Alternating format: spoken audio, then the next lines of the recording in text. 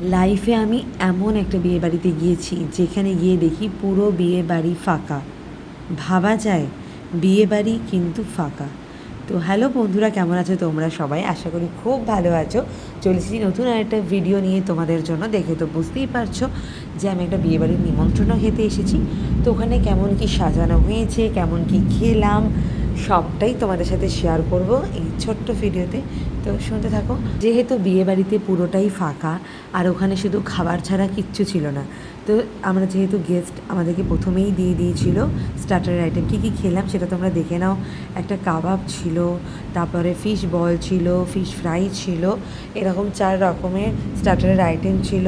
তারপরেই দেখতে পাচ্ছি একদম পুরো ফাঁকা পানের স্টল। ভাগ্যিস ওই রাত অবধি আমাদের জন্য ওয়েট করছিল। তবে হ্যাঁ, খেয়ে এসেই দেখি সেই পানের স্টলও পুরো তুলে নিয়েছে। মানে এর থেকে দুঃখের বিষয় আর কিছু হয় না আমার জন্য। আচ্ছা, নেক্সট দেখো, যেখানে খাবো সেই জায়গাটা কত সুন্দর করে সাজিয়েছে। আমি শুধু ভাবছি যদি এটা একদম প্রথম হতো, প্রথমে এসে যদি আমরা দেখতে পেতাম, তাহলে আরও কত ভালো লাগতো, কত সুন্দর করে সাজানো হয়েছিল। যাই হোক, আমরা প্রথমে স্টার্টারের আইটেমটা তো খেয়ে নিয়েছি। এবারে স্যালাড সেকশনে কী কী স্যালাড হয়েছে। এখন দেখছি প্রায় সব বাড়িতেই এরকম স্যালাডের ব্যবস্থা করা হয়। যাই হোক, একটু একটু করে সবটাই নিয়ে নিলাম। আরও হয়তো বেশ কিছুটা ছিল, সেটা স্কিপ করে গিয়েছি। আর হ্যাঁ, আর একটা জিনিস, ওখানে কিন্তু স্টার্টারের আইটেমে আরও অনেকটা ছিল, ফুচকা ছিল, মকটেল ছিল। তো সেই জায়গাটায় আমরা গেছি, পুরো অন্ধকার, সব কিছু শেষ, কেউ নেই, খুব বাজে লাগছে। তো একদম সোজা আমরা স্ট্রেট খাবারের জায়গাটা চলে এসেছি। আশা করি তোমরা দেখে বুঝতে পারছো কী কী খাবারের আইটেম। হ্যাঁ, এবার তোমাদেরকে একটা গল্প বলে শোনাই।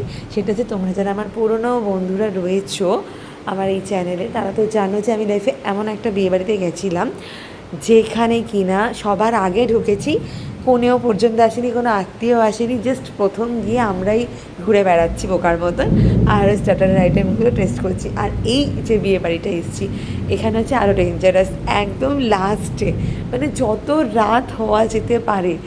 তোমরা গেস করে বলো কত রাতে আমরা পৌঁছাতে পারি। সেরকম একটা রাতে গিয়েছিলাম।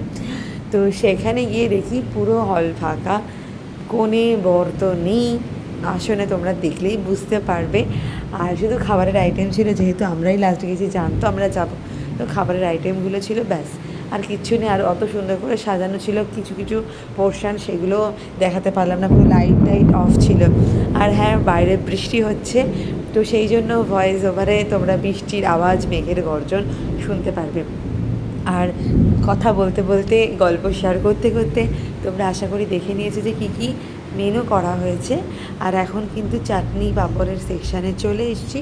আইসক্রিমটা তো আমি স্কিপ করে গেছি, আর ফুচকা তো ছিল না, তাই খেতে পারিনি। তো ভিডিওটা আজকে এখানেই কমপ্লিট করছে। তোমাদের কীরকম লাগলো অবশ্যই কিন্তু কমেন্ট করে জানাতে একদম ভুলো না। আমি এত সুন্দর একটা ভালো বিয়েবাড়ি, যেখানে কিনা আমি সুন্দর করে ভিডিও করতে পারতাম, সেটা আমি মিস করে গেলাম। তো যাই হোক, ভিডিওটা এখানেই কমপ্লিট করছি। দেখা হবে পরবর্তী নতুন একটা ভিডিওতে। ততক্ষণের জন্য টাটা, বাই বাই। আর হ্যাঁ, এই যে জায়গাটা তোমাদেরকে বলেছিলাম, কোণে বর কেউ ছিল না, দেখতেই পাচ্ছ পুরো ফাঁকা। আর একটা সেলফি জোন করা হয়েছিল, সেই জায়গাটাও কত সুন্দর করে সাজানো হয়েছে।